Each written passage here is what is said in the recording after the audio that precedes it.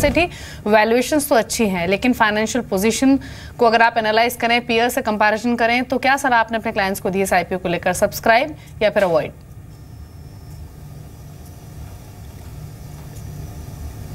नहीं दीपाली, इस आईपीओ में सब्सक्राइब करने की राय रहेगी। एक बहुत अच्छे सेक्टर का आईपीओ है, जो सेक्टर बिल्कुल फोकस में है और नॉर्मली आप एक अच्छी कंपनी है और मुझे लगता है आने वाले सालों में प्रोस्पेक्ट्स बहुत अच्छे लगते हैं। तो डेफिनेटली एक ग्रोथ अपॉर्चुनिटीज़ को देखते हुए और जिन लेवल्स पे जिस तरीके का एक एपेटाइट बनी हुई है इन्वेस्टर्स की, मुझे लगता है इस आईपीओ में बिल्कुल निवेश करना चाहिए और अच्छे गेंस लिस्टिंग में ही मिल सकते हैं।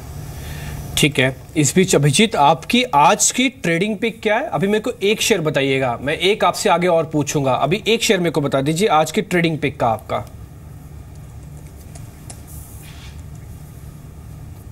If I have to give one name, then Crompton is one stock I'm keeping a close watch on. जिस पे अभी फिलहाल अभी नजर रखी जा सकती है। ये अभी एक अच्छे मोमेंटम में शेयर है, इसका F&O का डाटा भी काफ़ी ठीक है, इस पे आप ज़रूर ध्यान रख सकते हैं क्रॉम्पटन ग्रीव्स पे। आगे बढ़ते हैं। इस बीच सुमित मेरे साथ जुड़ चुके हैं और उनसे कुछ अहम न्यूज़ फ्लो हम डिस्कस कर लेते हैं, जो कि आज के सेशन में उनमें बड़ा बदलाव दिखेगा। सुमित, ये ACC अंबुजा और पक्का हो रहा है क्या? हो सकता है। इसी में बहुत ज़्यादा जान लग रही है। ACC और अंबुजा दोनों का विलय जो है वो और नए अब एक लेवल की तरफ जाता हुआ दिखाई पड़ रहा है, जहाँ पे बोर्ड की एक बैठक होने वाली है।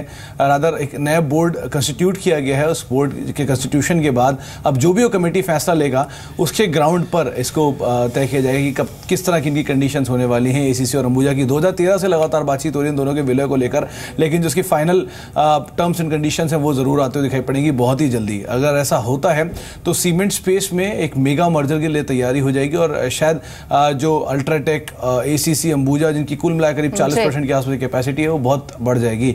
कुछ ब्रोकरेज रिपोर्ट्स भी आई हैं जिन्होंने सीधे सीधे साफ तौर पे अंबुजा को सेल से बाय और ACC को सेल से आउट परफॉर्म की रेटिंग दे दी है। CRSA की रिपोर्ट है। अंबुजा ने करीब 220 रुपए का 220 से बढ़ाकर 310 का टारगेट कर दिया और ACC में भी 1925 के टारगेट दे दिए।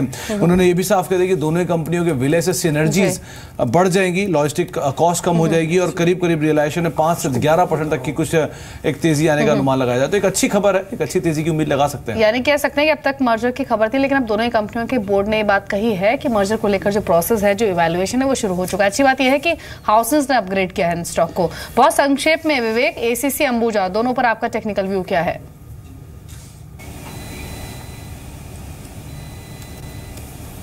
देखिए, ओवरऑल ACC अंबुजा दोनों को देखें तो ACC में ऑलरेडी एक काफ़ी अच्छा मोमेंटम आ चुका है। हालांकि ये भी काफ़ी पॉजिटिव है। 1650 के ऊपर फ्रेश ब्रेकआउट देखने को मिला था शॉर्ट टर्म चार्ट्स में। मुझे लगता है 1680 से लेकर 1685 तक का लेवल इसमें देखा जा सकता है।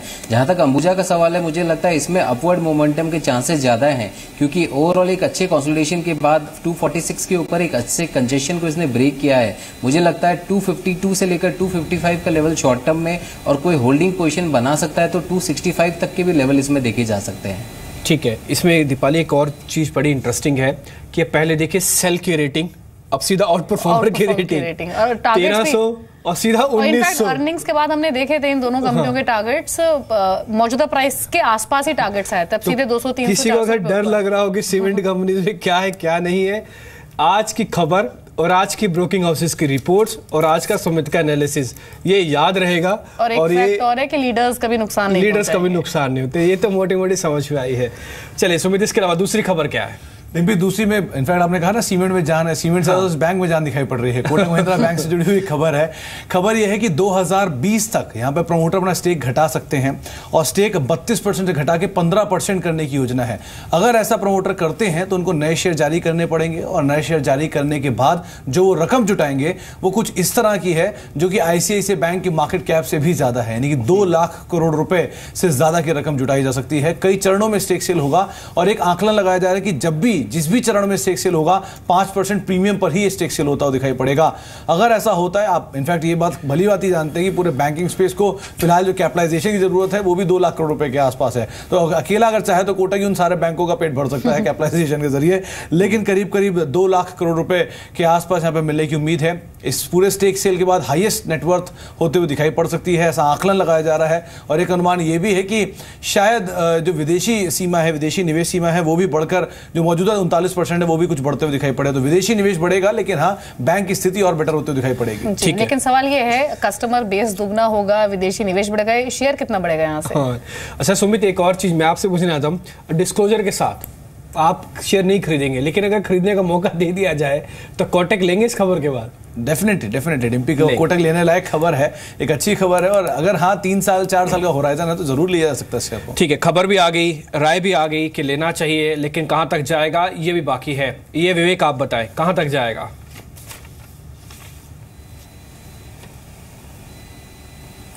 देखिए, कोटक बैंक को देखें तो एक राइजिंग ट्रेंड चैनल में ट्रेड कर रहा है। मुझे लगता है ऊपर में 960 तक का राइज देखा जा सकता है। 960 के आसपास राइजिंग ट्रेंड चैनल का अपर ट्रेंड लाइन का रेजिस्टेंस देखने को मिलेगा, तो 960 के लेवल के लिए बाइंग की जा सकती है। नीचे में 900 का जो लेवल है वो काफी इंपॉर्टेंट सपोर्ट लेवल है। यहाँ से हमने बार बार प्राइसेस को फिर से बाउंस बैक करते हुए देखा है, तो ये एक लेवल है जहाँ पे अच्छी बाइंग एंट्री मिल सकती है। जी, लेकिन आज का दिन शायद दिग्गजों का दिन रहेगा। अभी हमने 2 दिग्गजों की बात की, एसीसी अंबुजा और कोटक महिंद्रा बैंक।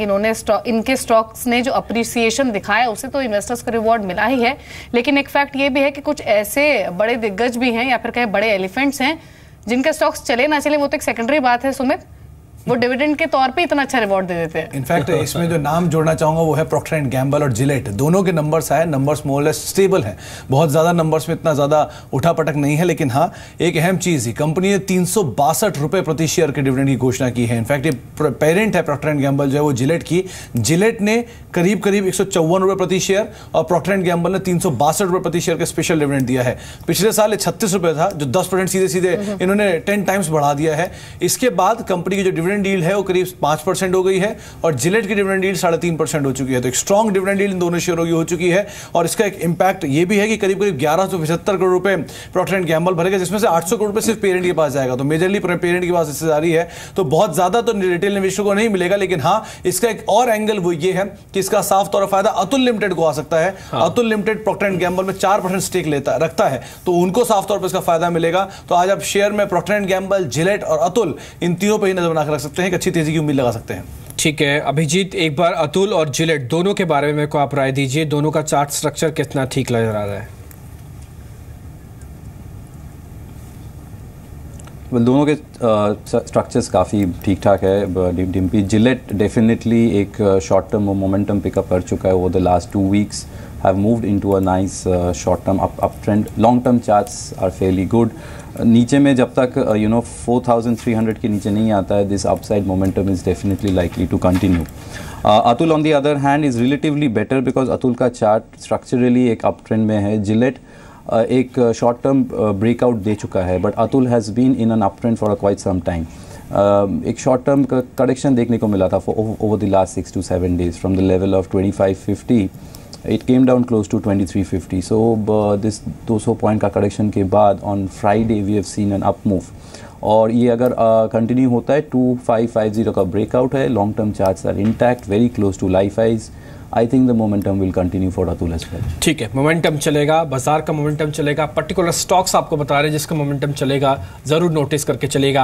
अगर आप थोड़ा सा लेट जुड़े हैं या फिर ये जानना चाहते हैं कि पूरे अब तक हमने क्या डिस्कस किया, फटाफट से रैपिड फायर राउंड के जरिए आप जान लीजिए कौन कौन से ऐसे शेयर्स हैं, कौन कौन से ऐसी खबरें हैं जो आज पर्टिकुलर शेयर्स को चला सकती हैं।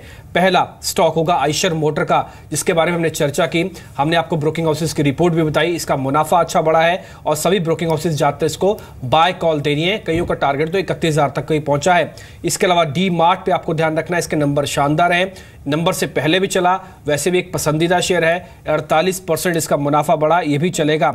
इसके अलावा आप देखिए इक्विटास, इसके अंदर भी काफी स्ट्रॉन्ग मोमेंटम बनता हुआ दिखा है। अगर आप इस पर नजर रखना चाहते हैं तो इसका मुनाफा 8.5%, जो 85% अभी घटा है, ये मोमेंटम रिवर्स ऑर्डर में आपको एक प्ले दे देगा। तो इस शेयर के अंदर आप एक शॉर्टिंग अपॉर्चुनिटी जरूर ढूंढिएगा। बिल्कुल, माइक्रो फाइनेंस कंपनीज के नंबर्स खराब आए भी हैं और वही इक्विटास के नंबर्स में भी दिखा है। लेकिन इसके अलावा आप नजर रखिए शॉपर स्टॉप पर, अगेन इसके जैसे नंबर्स हमने भी डिस्कस किए भी, जो नंबर्स हैं वो डिसअपॉइंटिंग रहे हैं, मुनाफे से घाटे में कंपनी आई है और मिस्टर सेठी ने इसे अवॉइड करने की सलाह भी दी है, इसके बदले खरीदने की सलाह दी है फ्यूचर रिटेल।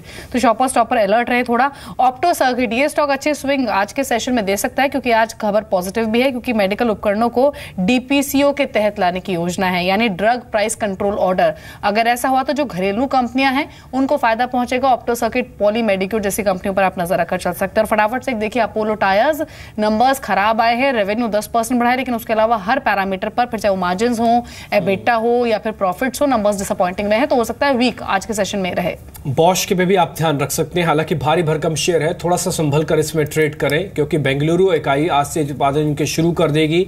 वैसे भी बॉश एक बेनिफिशियरी है, जिस पॉलिसी की हम बात कर रहे थे मेडिकल इक्विपमेंट वाली, उसका बेनिफिशियरी भी है, इसलिए थोड़ा सा संभल कर लेकिन पॉजिटिव बायस के साथ ट्रेड करें। जी शिपिंग पे भी आप ध्यान रख सकते हैं, यहां पर भी एक अच्छा खासा मोमेंटम देखने को मिलेगा आपको।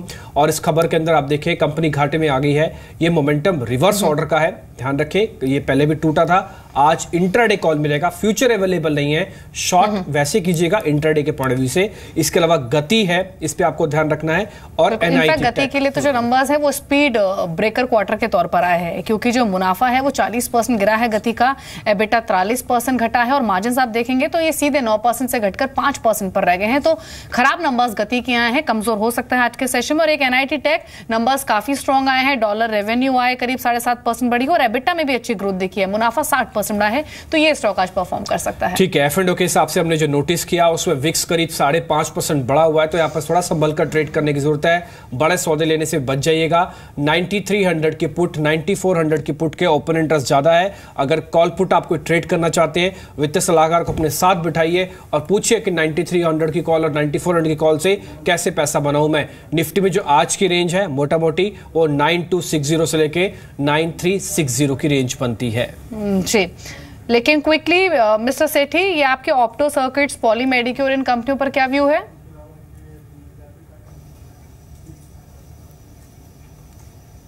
देखिए जो न्यूज़ फ्लो है वो तो नेगेटिव है और वैसे मैं बहुत क्लोजली इन स्टॉक्स को ट्रैक नहीं करता हूं, बट न्यूज़ फ्लो के कारण से मुझे लगता है आज बिल्कुल इन दोनों स्टॉक्स में दबाव बना रहना चाहिए। जी।